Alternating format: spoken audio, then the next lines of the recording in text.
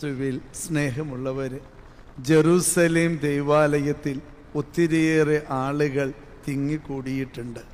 ക്രിസ്തുവും അവരുടെ കൂട്ടത്തിലുണ്ട്. അവിടെ കൂടിയിരിക്കുന്നവരെ പഠിപ്പിച്ചുകൊണ്ടിരിക്കുമ്പോഴും ക്രിസ്തു ഇപ്രകാരം ഒരു കാഴ്ച കാണുന്നുണ്ട്. ഭണ്ഡാരത്തിൽ നിക്ഷേപിക്കുന്നവരുടെ തിരക്ക. പണക്കാരൊക്കെ വലിയ തുകകൾ, നാണയങ്ങളാണ് കൊണ്ടുവന്ന് ആ ഭണ്ഡാരത്തിൽ നിക്ഷേപിക്കുന്നു. അതിൻ്റെ രീതി ഇപ്രകാരമാണ്. നാണയത്തിൻ്റെ വലിപ്പമനുസരിച്ച്, തൂക്കമനുസരിച്ച് ആ ഭണ്ഡാരത്തിലേക്ക് നാണയം നിക്ഷേപിക്കുമ്പോൾ അത് ശബ്ദമുണ്ടാക്കും. ജെറൂസലേം ദൈവാലയത്തിലുള്ള എല്ലാവർക്കും അതിൻ്റെ കിലുക്കം കേൾക്കുമ്പോൾ അറിയാൻ പറ്റും എത്ര വലിപ്പമുള്ള തുകയാണ് ആ ഭണ്ഡാരത്തിൽ നിക്ഷേപിച്ചിരിക്കുന്നത് എന്ന്. അപ്പോൾ പണക്കാരൊക്കെ ചെയ്യുന്നത് ഈ വലിയ നാണയം കൊണ്ടുവന്നിടും. അപ്പോൾ ആളുകളൊക്കെ നോക്കും ആരാണ് ഇട്ടിരിക്കണതെന്ന്. അപ്പോൾ ഇപ്രകാരമായിരുന്ന ജെറൂസലേം ദൈവാലയത്തിലെ പ്രധാനപ്പെട്ട 7 ഭണ്ഡാരങ്ങളുണ്ട്. അപ്പോൾ അതിൻ്റെ രീതി ഇപ്രകാരമാണ്. ഇടുന്ന ആ നാണയത്തുട്ടിൻ്റെ വലിപ്പമനുസരിച്ച് ശബ്ദം പുറപ്പെടുവിക്കുമ്പോൾ ആ ദൈവാലയത്തിലുള്ളവർക്ക് അറിയാൻ പറ്റും ഇവൻ നിസ്സാരക്കാരനല്ല, നല്ല പണക്കാരനാണെന്ന്.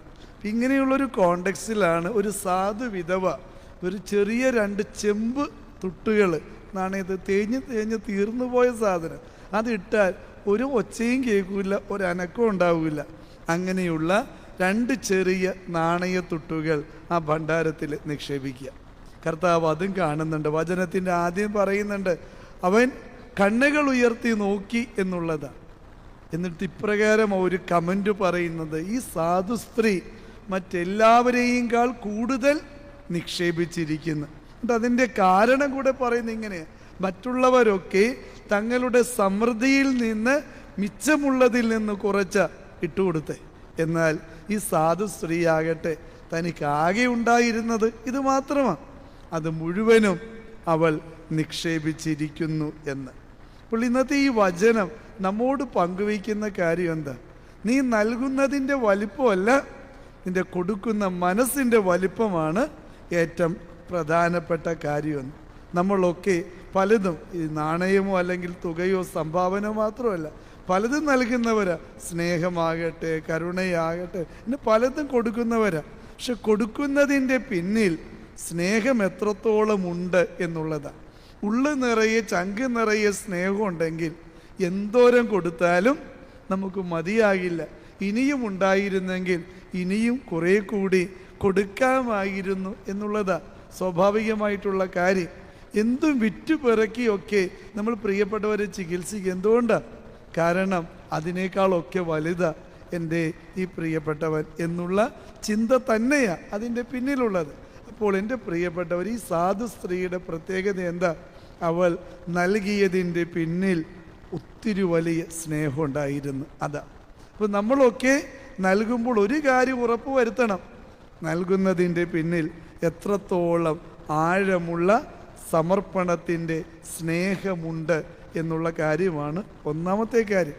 പിന്നെ മറ്റൊരു കാര്യം, ഈ ഒരു സാധു സ്ത്രീ നമ്മെ പഠിപ്പിക്കുന്നത് എന്താ? എനിക്കൊന്നുമില്ലെങ്കിലും എനിക്കെൻ്റെ കർത്താവുണ്ട്, എൻ്റെ ദൈവമുണ്ട് എന്നൊരു ഗ്യാരണ്ടിയാണ്. കയ്യിലാകെയുള്ളത് ഈ 2 തുട്ട, അതുകൂടി ഇട്ട് കഴിഞ്ഞാൽ പിന്നെ ശൂന്യമാണ്, ഒന്നുമില്ല കയ്യിൽ. അപ്പോൾ അവൾ വിളിച്ചു പറയുന്ന കാര്യം എന്താ?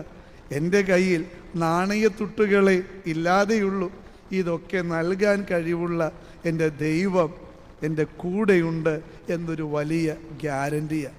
അപ്പം ഇതും ഈ സാധു സ്ത്രീ നമുക്ക് നൽകുന്നൊരു വലിയ കാര്യമാണ്. മറ്റൊരു പ്രത്യേകത, എനിക്ക് ജീവിക്കാൻ അധികമൊന്നും വേണ്ടെന്നേ. നമ്മളൊക്കെ എത്ര കിട്ടിയാലും എന്തോരം കിട്ടിയാലും തൃപ്തി വരാത്ത മനുഷ്യരാണ്. ഈ സ്ത്രീ നമ്മെ പഠിപ്പിക്കുന്ന മറ്റൊരു കാര്യം എന്താ? എനിക്ക് അധികമൊന്നും വേണ്ട ജീവിക്കാൻ, ഒന്നുമില്ലെങ്കിലും ഉള്ളിൻ്റെ സന്തോഷം കെടുത്തി കളയാതെ ജീവിക്കാൻ എനിക്ക് പറ്റും എന്നുള്ള വലിയൊരു ഗ്യാരണ്ടിയാണ്. ഇപ്രകാരം പല പാഠങ്ങളും നമുക്ക് പഠിപ്പിച്ചു തരുന്ന ഒരു സാധു സ്ത്രീ എത്രത്തോളം ശ്രേഷ്ഠതയുള്ളവളാണ് എന്ന തിരിച്ചറിവാണ് ഇന്നത്തെ പാഠം. അതുകൊണ്ട് എൻ്റെ പ്രിയപ്പെട്ടവർ, നമ്മുടെ അനുദിന ജീവിതത്തിലും നമുക്ക് ഇപ്രകാരം പ്രാർത്ഥിക്കാം, എൻ്റെ തമ്പുരാനെ നൽകുന്നതിൻ്റെ പിന്നിലൊക്കെ സ്നേഹമുണ്ടെന്ന് ഉറപ്പുവരുത്തി കൊടുക്കാൻ എന്നെയും പഠിപ്പിക്കണമേ. നൽകുന്നതിലൊക്കെ നിനക്ക് വേണ്ടി നൽകുന്നതാണ് എന്ന തിരിച്ചറിവോടുകൂടെ നൽകാൻ എന്നെ പഠിപ്പിക്കണമേ.